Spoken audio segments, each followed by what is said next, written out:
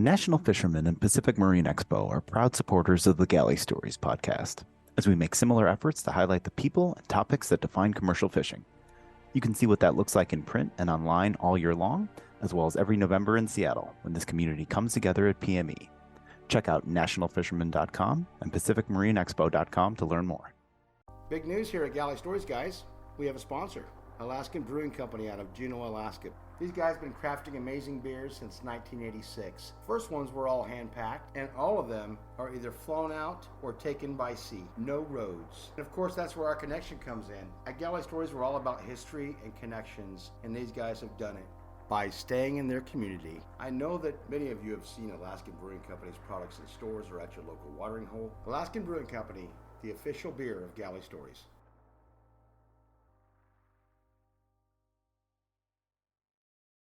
Hello guys, welcome to another installment of Galley Stories, Stories of the Bering Sea and beyond. I am your host, Mark Kaler. Today we've got a 40-year of experience cook with us, which we haven't had a cook. We have had a couple people that cooked, but not for their entire careers. Larry Carrol. Larry, thanks for joining us today. Hey, how's it going, Mark? Good. So what got you into the fishing industry, or what was your introduction to it? I imagine you had the kitchen background first. Yeah, I started out, I was about 14 years old, and my friend's dad was a chef at 13 Coins Restaurant in Seattle. I was still pretty young, obviously I shouldn't have worked, but I started working as a dishwasher and on Saturdays and Sundays while I was going to school. And the chef left a recipe in the back kitchen of the restaurant. While I was washing dishes, I read this recipe and started making this spaghetti sauce. It was like a 50-gallon pot of spaghetti sauce. I didn't know that I wasn't supposed to do that. Well, he came back after the lunch rush and realized I'd made this spaghetti sauce. And next thing I know, within a couple of weeks, I became a cook. And my dad was, retired Navy, so I always wanted to go to sea. So I applied for a job with NOAA, National Oceanic and Atmospheric Administration. It took me about 2 years of applying, and finally got hired. I had a opportunity to either be a junior quartermaster, which is up in the wheelhouse doing charts and navigational stuff, or a second cook. I took the second cook's position because A, I was already cooking, and number two, it had about a $3,000 more base pay per year. And back in those days, that was in 1979, that was a lot of money. So looking back, if I had went the other way, I would have probably been a captain many, many years ago. But as it was, it led me to where I ended up today. So, how was that first experience? What was your quarters like? What was the experience itself? How many people were on board? My first job was second cook on a NOAA ship Rainier. It was a 221-foot hydrographic survey boat, which is making charts, depths of the charts of the oceans. So we left Seattle. I had just turned 19, I think. Left Seattle, and we went up the Inside Passage. We were going to Anchorage, Alaska, for my first time at sea. And for about 3 or 4 days, I thought, well, this is real easy. You just cook. There's 50 people on the boat. There's 10 people in the steward's department. So we have a chief steward, a steward, 2 chief cooks, a second cook, a baker, and like 4 messmen. So there's plenty of people to cater to the crew. But after like the third, almost the 4th day, we had to go out into open waters. We left Dixon Entrance, and there was a storm. And so I remember we were serving lasagna that night, and as soon as I was starting to clean up from dinner, the boat started rocking and rolling, and I'd see pots and pans were hanging in the galley off of hooks, swinging back and forth and banging into each other. And next thing I know, I'm in my bunk seasick for 36 hours until we hit Sitka. When we landed in Sitka, Alaska, I had a choice to make. I walked on the dock. I started calling home. I called my wife, because I was young, I got married young. I called my wife, and she says, well, you can't come home. We don't have any money for airfare, so you just got to tough it out. Called my mom and dad, crying, please, I want to come home. I don't think I like this. And my dad got on the phone and told me all the years he was in the Navy and said, look, just you'll be fine. That happens to everybody. So I was kind of stuck. I didn't have no option. So I ended up going back on the boat, and then that turned into about an 8-year career with the federal government. And then from there is where I went to commercial fishing, and that's a whole different.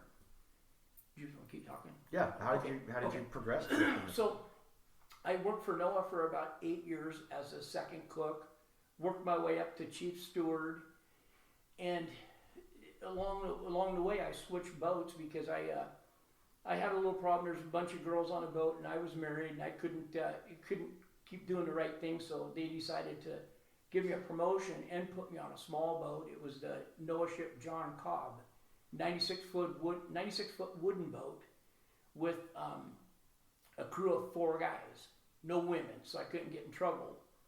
And that's where I met a lot of guys from National Marine Fisheries. And one guy in particular, Brady, I can't remember his last name, Brady something, he worked for NIMS, National Marine Fisheries.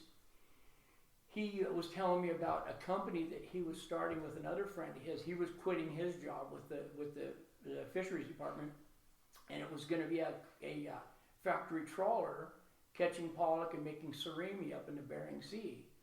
And this was in 1986, I think is when 86, early 87. It was the company was called Alaska Trawl Fisheries, and it was the FT Endurance. Anyway, the boat was being built in Korea, and this was during the Olympics that year were held in Korea. And so I was supposed to go to Korea, meet the boat, help design the galley, because I had quit my government job to come work for Alaska Trawl Fisheries. Anyway, so I got back to Seattle.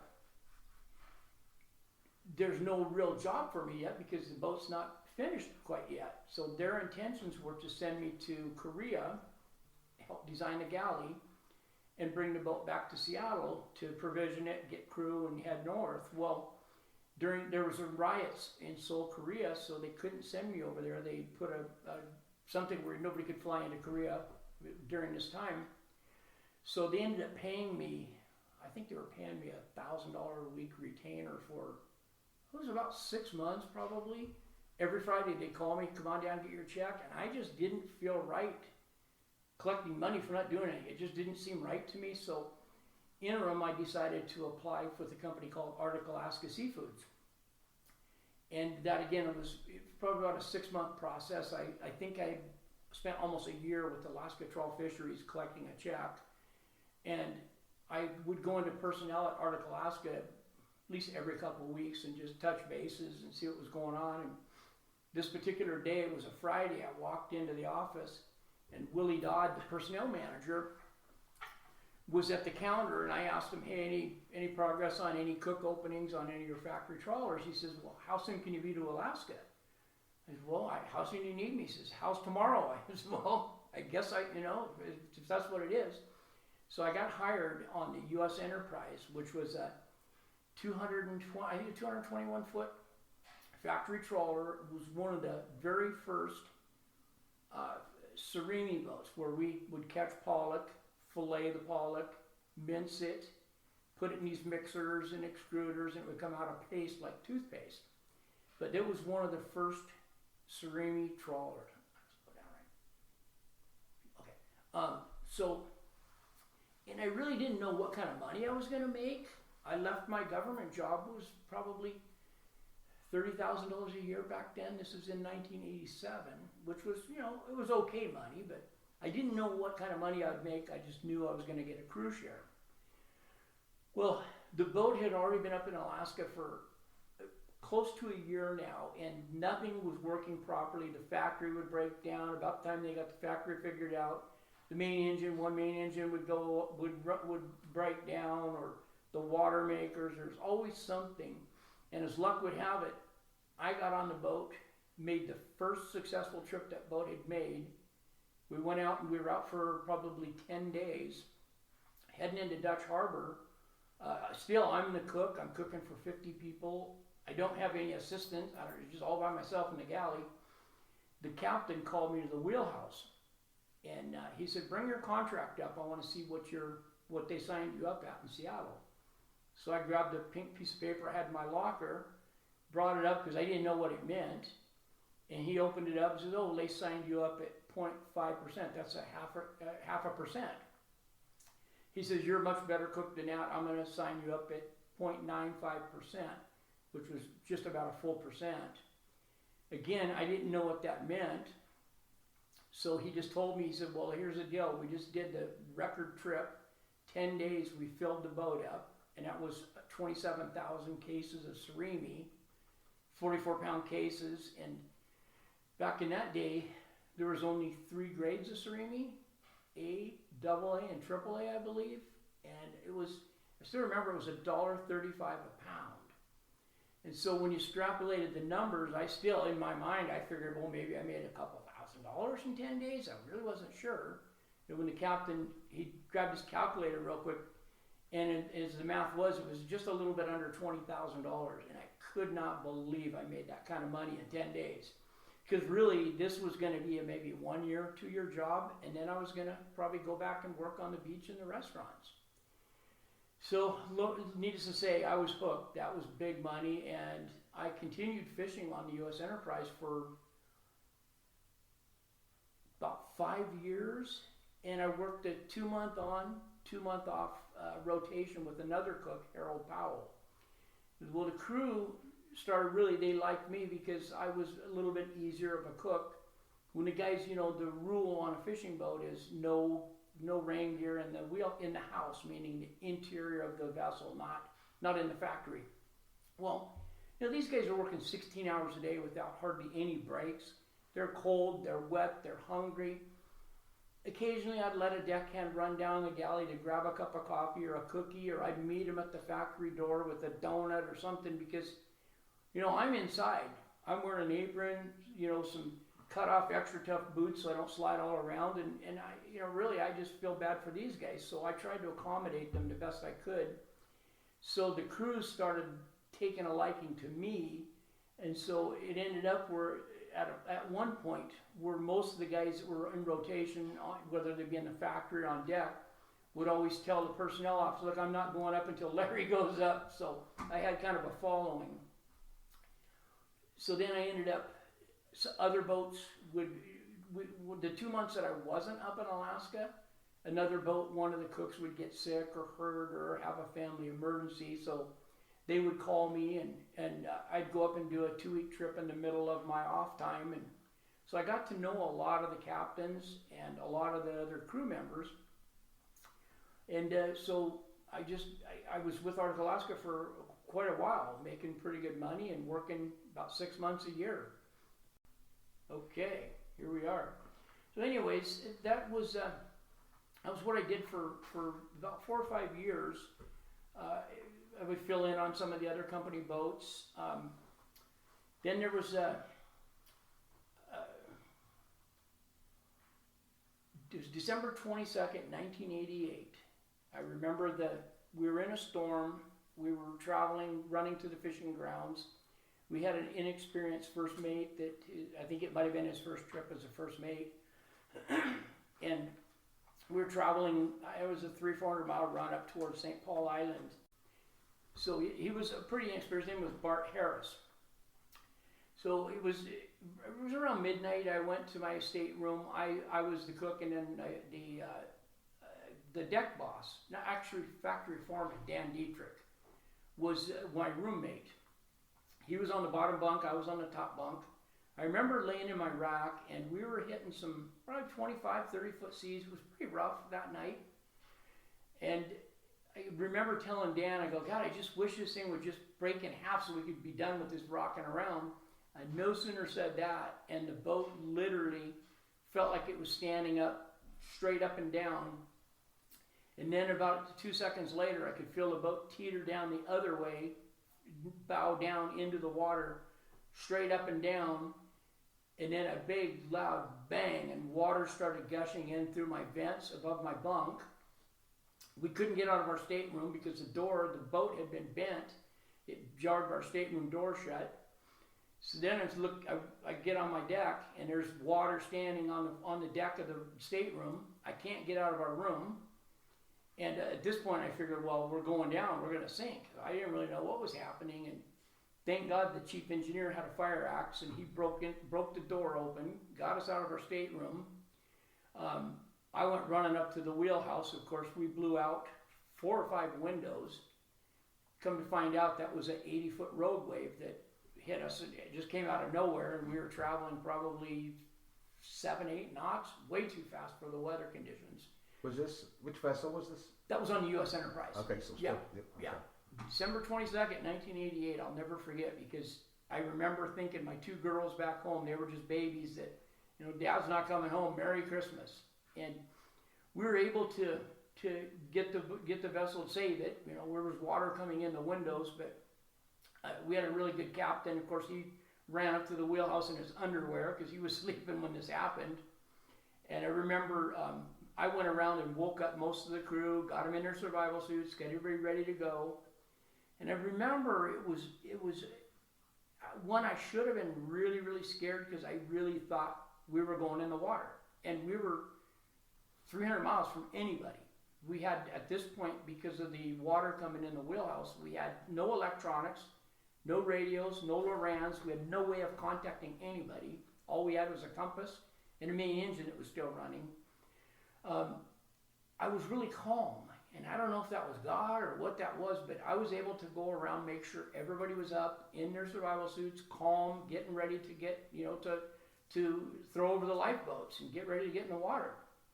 And we were able to turn the boat around, get the swell coming to the stern, the back of the boat, and then we had cut some plywood, filled the wheelhouse windows. And again, we didn't have any radios. We had no navigational. All we had was a compass. And it's steering, even the steering, they had to steer from the chief engineer had to go back in the after steering, back where the rudder is, and manually steer the boat with the VHF radio handheld up to the wheelhouse to make it back to Dutch Harbor, only on a compass. And that took us about 3 days. And we got into Dutch Harbor, and I figured I was almost at my 2-month point, so I figured I'd go home, maybe get home for Christmas, because now it's almost Christmas Day by the time we got into Dutch Harbor. Well, they tried getting a hold of the other cook, and of course he didn't answer his phone, so I had to go back out after we plugged the windows we had some steel plates cut. We went back out with 4 of our windows missing and steel plates. We looked like a warship at this point. So we went back out and finished the trip, and everybody survived. Nobody was hurt. You didn't have people that just refused to go back out after that? As I recall, I don't know if we lost anybody or not. I don't think we did. We had a pretty seasoned crew. We may have lost a few that just refused to go back out. I don't remember, but it seems to me like everybody stayed on the boat, as I can recall. But it was really it was quite a deal. It was something that not everybody experiences, and hopefully nobody has to experience, because it's pretty dangerous.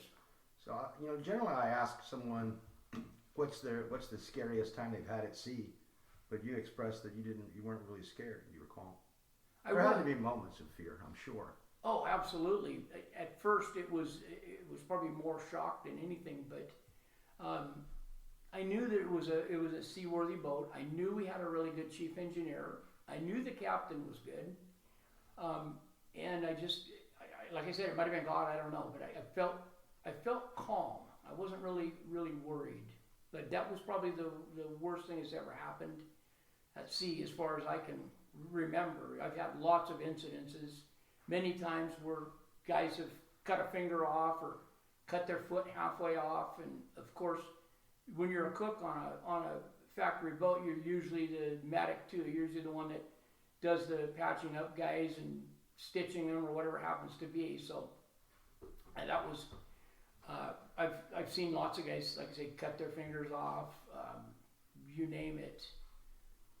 And so then Arctic Alaska started putting me on other boats when they needed fill-ins, when guys were sick or whatever. I made 2 or 3 trips I fished on the Gulf Wind, king crab, red king crab, and I think opilio. I did probably 3 or 4 trips on the Gulf Wind. Then I went, I think I went to Seattle for a couple of weeks, and they called me to go up on the Pacific Wind. I went up crabbing on that boat for probably a month. Then Arctic Alaska brought out the big brand new factory trawler, the biggest one. This one was the biggest one in the Bering Sea at the time. It was in 1990, I believe, was the Island Enterprise. This was a 314 foot factory trawler, crew of about 70 people. And of course I raised my hand for that job because it was it paid more money. It was on a bigger boat. I had my own stateroom with my own shower, my own office. It was pretty neat. But what I didn't realize was that boat was a very dangerous right out of the gate. It was a converted freighter. And they, down in Mississippi, they took it to the shipyard, bought an old freighter, stretched it. I don't believe they widened it. They stretched it and built the wheelhouse and all the other decks above the freight deck. So it was pretty top heavy. I remember it looked kind of weird because I think the wheelhouse was probably 40 feet above the water on a boat that I think only had I don't remember the beam, but it was pretty narrow. So anyways, I took that job, and I was on the boat the first time we left Seattle in, I think we're going up for A season, this was in 1990. And in Seattle we had a bunch of, temporary workers, welders and whatnot, and a lot of people were offered jobs on the boat. Well, before we left Seattle, they did drug tests on everybody. This is when they started doing that. And a couple of people probably didn't make it through. So somebody had tipped off I don't know if it was a DEA or somebody. So when the boat was leaving Seattle to go to Dutch Harbor, when we hit the dock, OSI dock in Dutch Harbor, we had the local police department there, the DEA, the Coast Guard, immigration, and I think it was one of there were all this law enforcement, and as soon as the boat tied up, they bum rushed the boat, came into the galley, brought everybody into the galley. All the crew members had to meet in the galley, and they took us from the galley to the warehouse, the OSI warehouse, like 10 people at a time, at gunpoint, because the boat was basically under siege at that time. Somebody had called and said we were carrying a bunch of drugs or whatever, transporting them up to Dutch Harbor, which wasn't true, but they had to do their due diligence and search stateroom one by one, get the drug sniffing dogs, and so they took, I think it was 55, 60 of us into the warehouse in Dutch Harbor. For several hours we were sitting there while they were searching the boat. After about 2 or 3 hours, 2 of the Coast Guard guys came and got me, and they were both carrying guns, and they said, hey, we need you back to the boat. So I didn't know what that meant, and they said, well, you're the cook, we're gonna, you gotta get these guys some Kool-Aid and some cookies or some candy or something, because they're gonna be in the warehouse a lot longer and they're hungry. So I gathered up a bunch of stuff, brought it back to the warehouse. Same thing happens a couple hours later, they came and got me again, and I thought, okay, well, great, I get a little break, get some more donuts or cookies or make some sandwiches. This time, they decided to arrest me because the dog they had, the DEA dog, happened to like my stateroom, which was right next to the galley. Well, I didn't do drugs. I had just done a drug test before I left Seattle. I had no drugs on me. My captain, which was Jeff Boddington, knew me and knew that I was not a drug addict. I didn't have any drugs. They arrested me, took me to the police station in Dutch Harbor, and they continued. Then they tore my room apart. They took my sink out. They took the pipes underneath my sink. They pulled all the lockers apart, the lockers away from the walls, had my mattress cut open. They couldn't find anything, and I guess what happened was when the boat was being built in, I think it was Louisiana or Mississippi, some of the shipbuilders probably used my stateroom because it was right next to the galley where they would go in to get their coffee, and they were probably smoking marijuana in my room. Is the only thing I can think, because maybe it permeated the wood lockers. So Jeff Waddington, my captain, had to come into town and bail me out, and went back to the boat. We started, then back to business as usual. We're back loading all of our sugar and fiber for it was a ceramic boat. So we had all these products we had to carry with us. And I remember leaving Dutch Harbor finally a few days later. We got our first bag of fish, which was about 120 tons. I don't know if anybody knows that, but it's a big, long, looks like a big sock full of fish, 120 tons of pollock. And Captain Jeff Boddington brought it up onto the trawl deck, which was probably 25, 30 feet above water.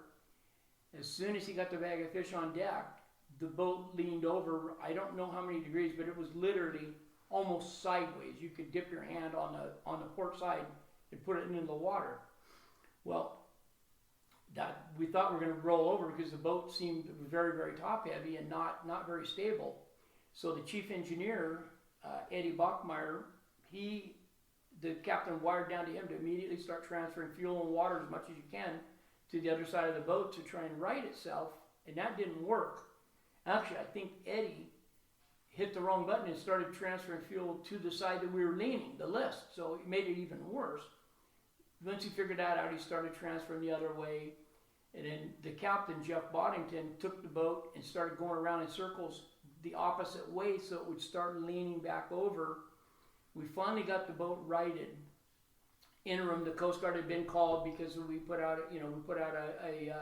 not a mayday, but because we could have been in some trouble. So the Coast Guard came out, checked the boat out, made us go back to Dutch Harbor, and then when we got to Dutch Harbor, the Coast Guard did a couple of stability tests in town. I don't remember how they did it, but they did a couple of mini tests and said the boat's not safe for fishing. So they basically told us cease and desist. We could not fish. We had to take the boat back to Seattle and do something to correct the stability. So they had most of the crew, they flew a lot of the crew home. Me being the cook, of course I stayed on the boat. I think me, Jeff Boddington, the captain, the first mate, maybe 10 other people rowed the boat back home. I wasn't scared of riding the boat home because I knew without having product on deck and full fuel tanks and water tanks, we were sitting pretty good in the water, so I didn't worry about that. But so their way of correcting it in Seattle was to sacrifice one of the fuel tanks. Instead of widening the boat, which they should have done, put a little more metal on the stern and maybe widen it and lower the center of gravity. They took one fuel tank, I don't remember how many gallons, 40, 50,000 gallons of fuel, and filled it with, I believe it's called magnetite. It's like a liquid lead, if you would. It pours in like a milkshake, and I think it weighs like 100 pounds per gallon. So they put, I don't know how much it weighed, but I remember the boat, when they filled this tank, it took a couple of months to do all their surveys to figure out how much weight they needed to put in it. And I remember we did a sea trials in December, and of course we just had a skeleton crew to go out and run it up into the Straits of Juan de Fuca out by the coast of Washington. And I remember going out, and I rode the boat up when it was new, so I knew how it felt, how it rode. But we were going out in the Straits of Juan de Fuca in probably 10, 12-foot seas, nothing out of the ordinary at all. But I could feel the boat was really, really heavy. It didn't ride up in the swell, it just kind of cut through it and had a really weird shake. It kind of felt like it was flexing and bending, but it wouldn't lift out of the swell. It just didn't feel right to me. So I went up in the wheelhouse and told my captain, who was Jeff Boddington, I said, Jeff, I know we're leaving next week, but I don't want to ride the boat up to Dutch Harbor. I'll fly up. I don't want to ride up. Something's wrong with this boat. And of course he teased me. He said, "Oh, come on, they're fine." But he let me fly up, and I flew up to Dutch Harbor. A couple weeks later, when the boat was in town, got on a boat. We went out to make our first trip, and I remember the Island Enterprise. The bow was way. This was a 320-something foot boat. You couldn't see the bow from the wheelhouse because it had a couple of step downs from the wheelhouse to the deck forward of the wheelhouse, and then it stepped down again, and it had a pretty small bow. But I remember we made our first trip, and when we came back into port, I was probably the first guy off the boat. Being the cook, I had to go order provisions and whatnot. And as I walked around the front of the vessel, I could see the bow was bent in. It looked like we ran into a brick wall. The whole front bow was bent straight up. And at that point, I realized this boat's dangerous. I don't want to go back on it. So I told Jeff, look, fly me home or whatever. I'm not going back out on this boat. And I ended up going back to the U.S. Enterprise. And the boat ended up fishing for many years after that. But I just didn't want to be a part of it. I didn't feel safe on that boat. And that's the only boat of all my years that I didn't really feel safe. What? Well, you're a good storyteller. What do you think your best time at sea has been? We've heard some rough times. What do you think the best time? The best time at sea for me was probably, I mean, there were times when I worked for NOAA, that was a government job. That was fun, but commercial fishing was in my heart. What was really what my whole thing was about. So as far as commercial fishing, my best time ever was in the early 90s. When I first started fishing pollock, we'd fish year round. We never caught the quota. There wasn't enough boats and there was enough quota. Well, when the early 90s, 91, 92, they started giving us seasons, A season and B season, and we were catching the quotas. And so they brought on this new fishery in Northern California. We were one of the first factory trawlers to go down to Eureka, California, and go fish hake, Pacific whiting. So I was one of the first guys to go do that, and boy, we weren't very popular because Eureka, California is a small little. I think their biggest product used to be marijuana, and a couple of small catcher boats that fish pollock, or not pollock, but hake or whiting for the shore plants. So all of a sudden, a factory trawler comes down in their territory, and we fished for hake for probably 3 weeks, maybe. And we ended up shutting down their whole fishery. We caught their whole year's quota in about 3 weeks. So we weren't very popular, but it was nice because it was you're fishing in 70-degree weather. You got radio, you could listen to local radio. I mean, we're out laying on deck in between, our shifts. And so it was a fun time, and we had a lot of fun. The crew was a bunch of good people. So that was probably the best times of my career. Awesome. What has fishing given to you? It's given me I think the biggest thing fishing has given me, more than money or anything else, is I've got some friends that I fished with that, and I've done other things other than fishing, and I've got a lot of friends, but my fisherman friends are friends for life, friends that if they ever come, I live in Arizona now, if they're ever in town, they're always welcome at my house, they're always welcome to stay. And I think likewise, if wherever I travel, any friends that I've fished with, so you become kind of a brother.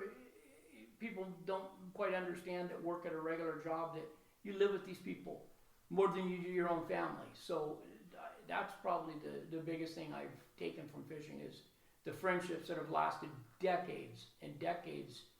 In fact, I quit fishing many, many years ago and got into the car business.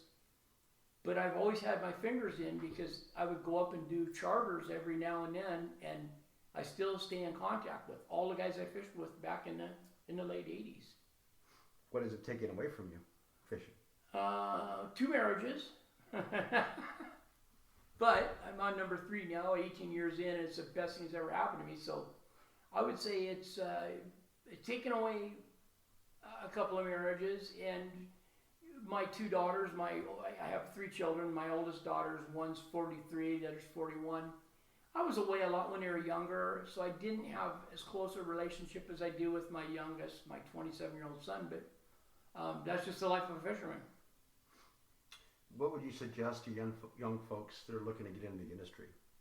Right now, I would say don't, because it's pretty tough, but it's very rewarding, and right now there's a lot of closures and whatnot going on, but I think it'll come back around. And if you like to have time off and make good money and do something you're proud of, and stories that'll be with you for life, because these are stories I carry with me for life that are near and dear to my heart, and stuff that you don't get if you just work at a regular job. So I would say if it's in your heart, give it a try. It's definitely it's lucrative. Well, okay, Larry, I really appreciate you taking the time to come out, and I know that you've been an avid listener. as well. Absolutely. Absolutely. But at this time, do you have any other final words you want to say, or even additional stories you'd like to share? Whatever. You know, I can't think of anything. All I can say is that fishing has given me a lot of good times, a lot of, lost a couple of marriages, but I really enjoyed it. I can't think of anything else that, off the cuff. I mean, it's given me my life and a lot of good friends, and I thank everybody for that. And I'm, kind of feels bad for my family that I was away a lot and that, but it's just I did what I had to do. So. Okay. Well, thanks for taking the time to come out and share it today. You're welcome. All right, guys. That's going to be it, and we will see you next time. Thanks for listening to Galley Stories. We hope you like what the net brought in. Please leave us a review on iTunes. Whether you like it or not, we're not fishing for compliments. Look us up on Facebook and Twitter too, and reach out to us at galleystories@gmail.com.